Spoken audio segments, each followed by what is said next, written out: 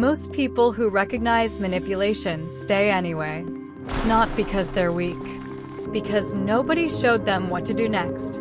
Knowledge without action is just a pretty cage with an open door. You can already see the door. Today, I'm going to show you how to walk through it. You've been watching this series. You recognize the phrases, the games, the signals.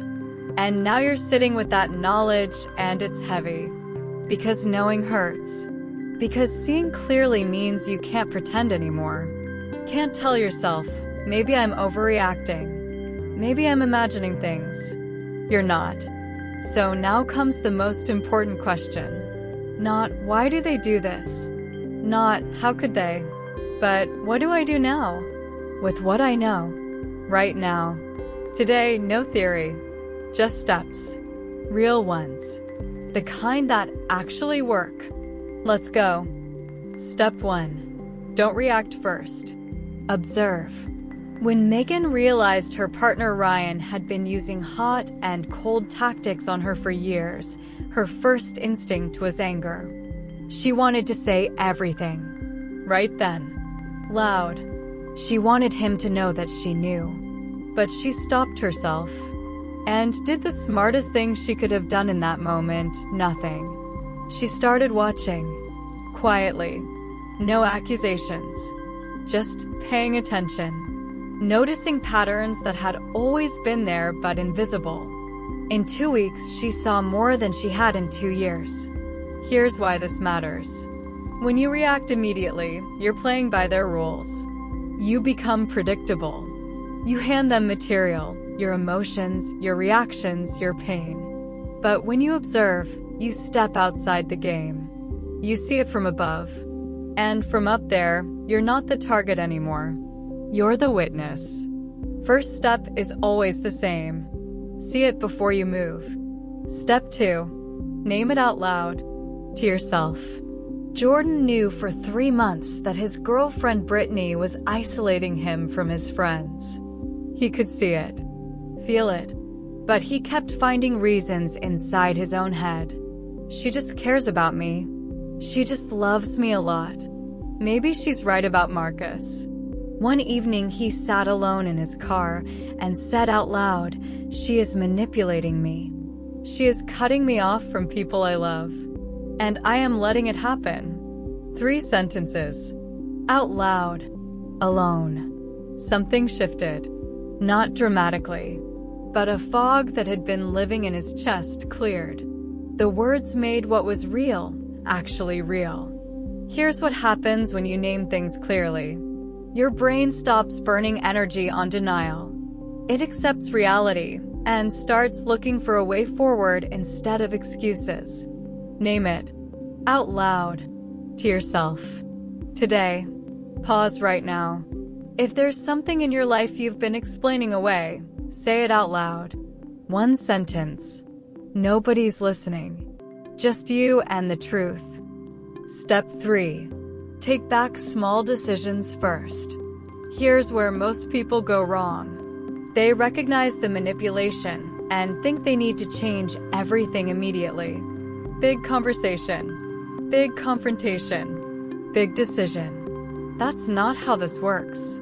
Lindsay, after 2 years with her controlling partner Connor, started small. She bought flowers she actually liked, not ones he'd approve of.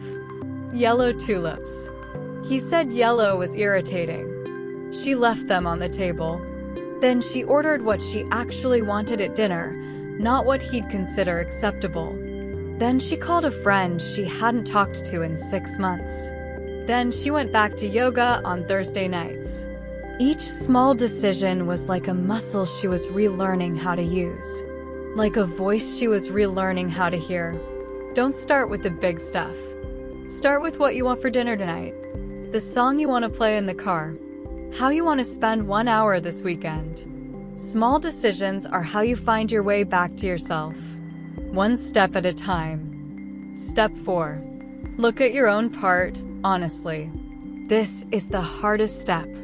And the most freeing one. Ashley spent a year understanding how her partner Caden had manipulated her. read books, watched videos, talked to a therapist.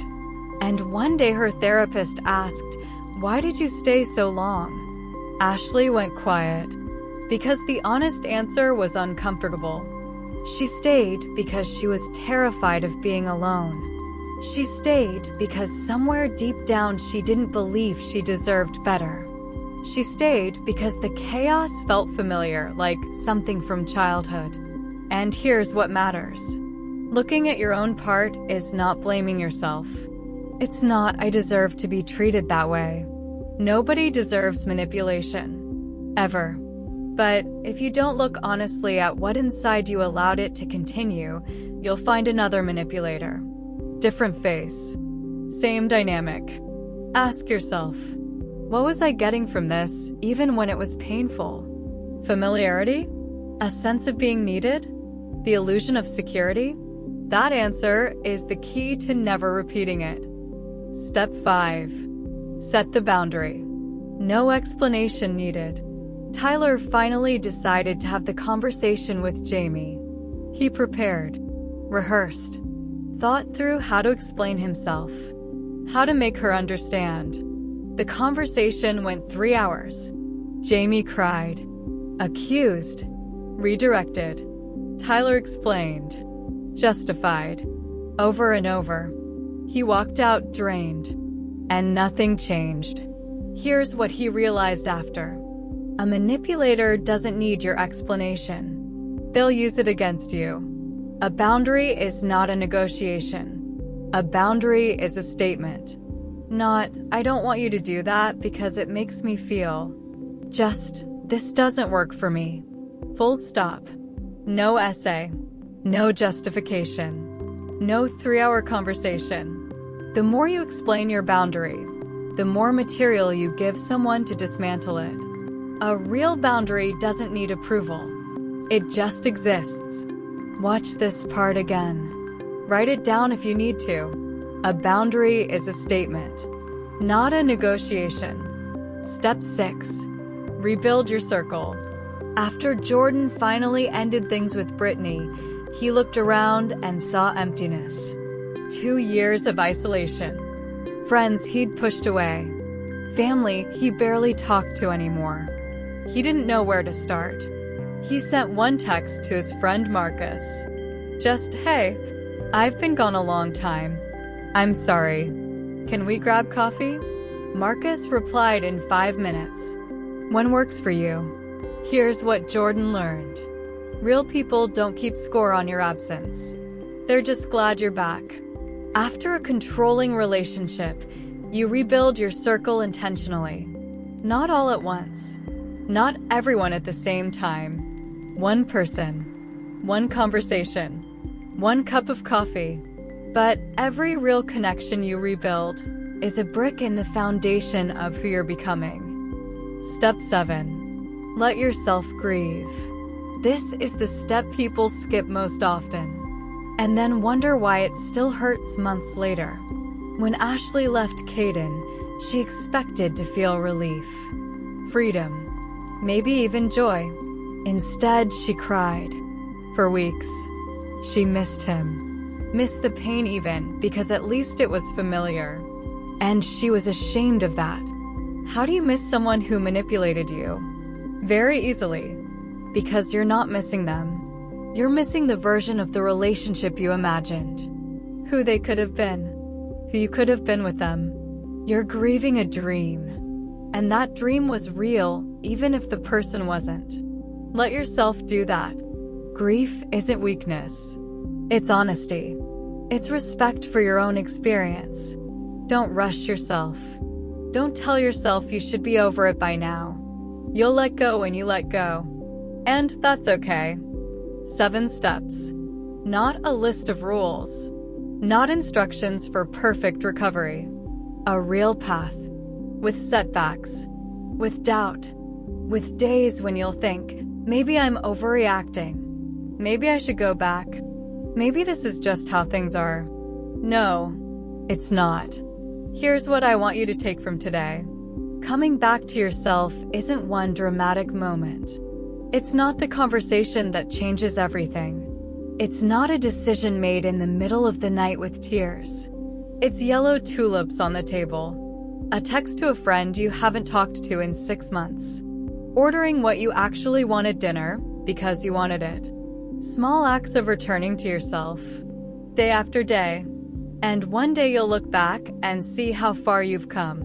Not away from someone, toward yourself. You've been watching this whole series. You learned about the phrases, the games, the signals, the control tactics, and now you know what to do with all of it. But knowledge only becomes power when you use it. Even one small step today already changes the direction you're heading. Which of these 7 steps is the one you're ready to take right now? Not tomorrow. Not when it feels more convenient. Right now. You deserve relationships where nobody controls you, where your emotions are valid, where your time is yours, where your boundaries are real. You deserve yourself, the real version. Which step hit closest to home for you today? Drop it in the comments. One word, one sentence. I read everything down there and every single one matters. Hit like if this series changed something in how you see yourself and your life. And subscribe right now. I'm here and we've got a lot more to talk about.